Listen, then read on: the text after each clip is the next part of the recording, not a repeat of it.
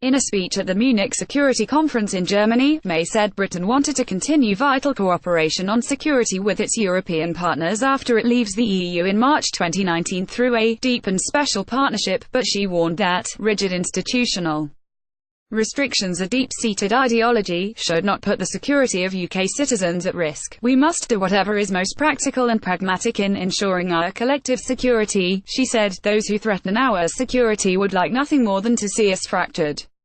They would like nothing more than to see us put debates about mechanisms and means ahead of doing what's most practical and effective in keeping our people safe, she said. So let the message ring out loud and clear today: we will not let that happen. We will together protect and project our values in the world.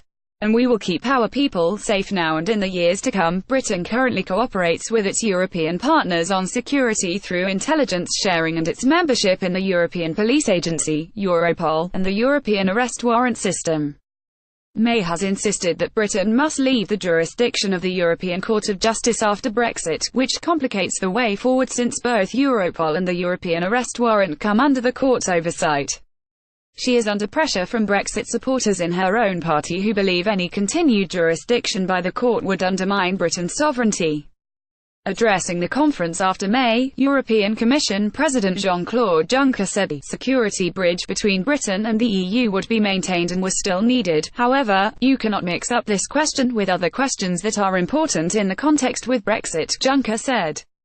You have to look at them individually. And you have to answer question by question, matter by matter. But I do not want to mix up security policy considerations with other considerations. In her speech, May said a new treaty must preserve current operational capabilities but also be respectful of the UK's and the EU's separate and sovereign legal systems. It should also include a form of independent dispute resolution across all areas of future partnership, May said.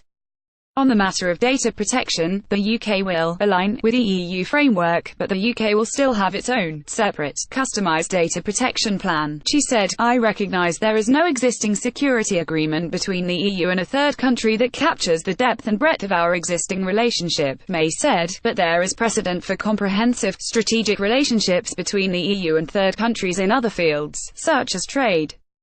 And there is no legal or operational reason why such an agreement could not be reached in the area of internal security. The EU and UK are set to embark on negotiations on the terms of a transition period after Britain's departure before moving on to future trade and security relations.